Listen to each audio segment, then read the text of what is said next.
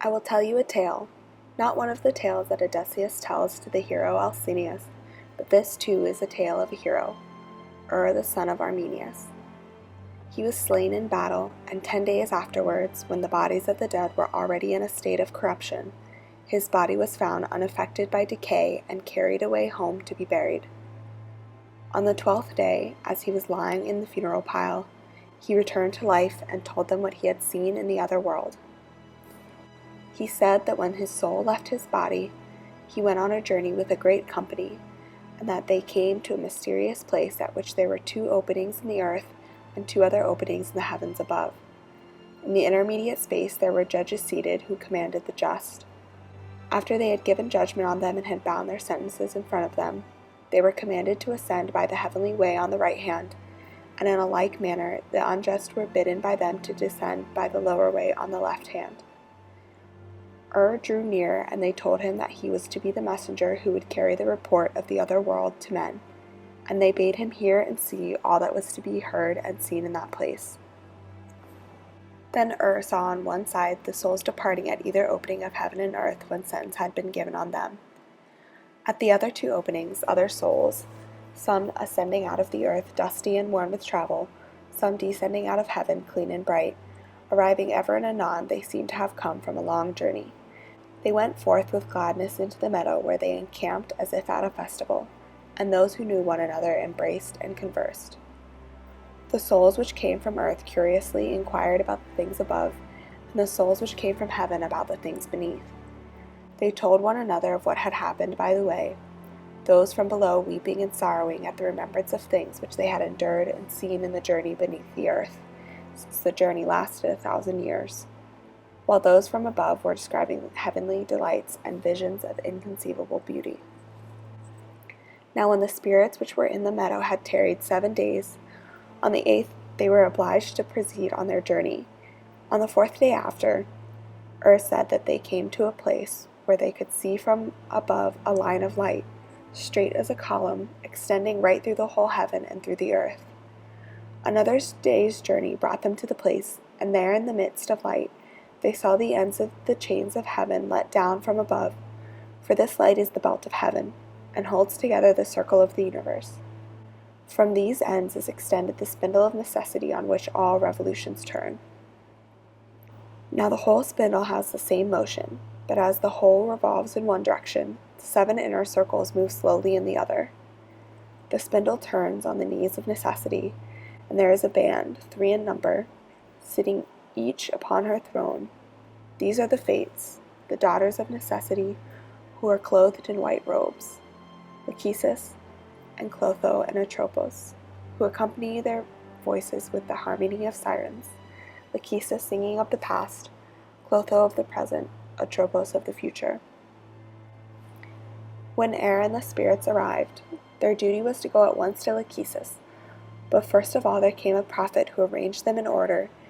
Then he took from the knees of Lachesis lots and samples of lives, and having mounted a high pulpit, he spoke as follows.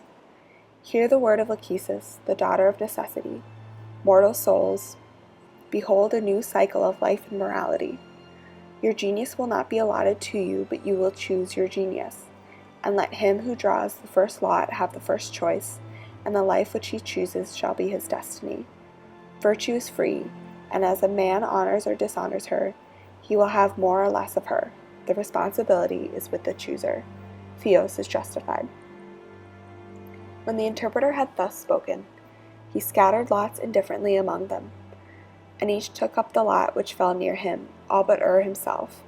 He was not allowed, and each as he took his lot perceived the number which he had obtained.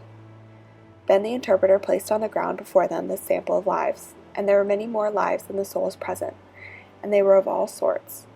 There were tyrannies among them, some lasting out the tyrant's life, others which broke off in the middle and came to an end in poverty and exile and beggary. And there were lives of famous men, some of who were famous for their form and beauty, as well as for their strength and success in games, or again for their birth and the qualities of their ancestors, and some who were the reverse of famous for their opposite qualities. There was also every other quality, and they all mingled with one another, and also with elements of wealth and poverty and disease and health, and their intermediate states also. And here is the supreme peril of our human state, and therefore the utmost care should be taken. Let each one of us leave every other kind of knowledge, and seek and follow one thing only, if peradventure he may be able to learn, and may find someone who will make him able to discern between good and evil, and so to choose always and everywhere the better life as he has opportunity. He should consider the bearing of all these things which have been mentioned severally and collectively upon virtue. He should know what the effect of beauty is when combined with poverty or wealth in a particular soul, and what are the good and evil consequences of noble and humble birth, of private and public station, of strength and weakness, of cleverness and dullness, and of the natural and acquired gifts of the soul and the operation of them when conjoined.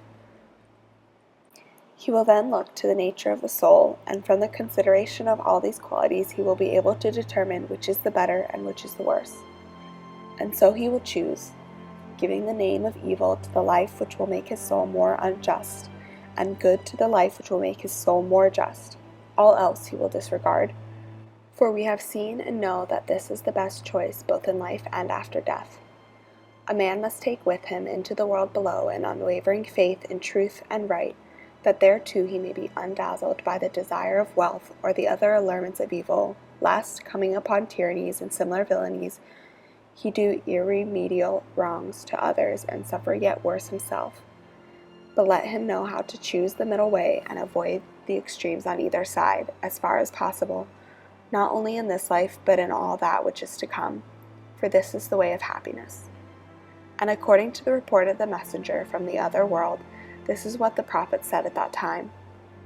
Even for the last comer, if he chooses wisely and will live diligently, there is appointed a happy and not undesirable existence. Let not him who chooses first be careless, and let not the last despair.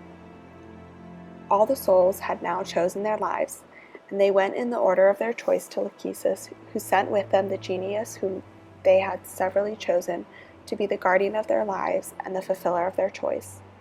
This genius led the souls first to Clotho, and drew them within the revolution of the spindle, impelled by her hand, thus ratifying the destiny of each. And then, when they were fastened to this, carried them to Atropos, who spun the threads and made them irreversible, whence without turning round they passed beneath the throne of necessity. And when they had all passed, they marched in a scorching heat to the plain of forgetfulness, which was a barren waste destitute of trees and green.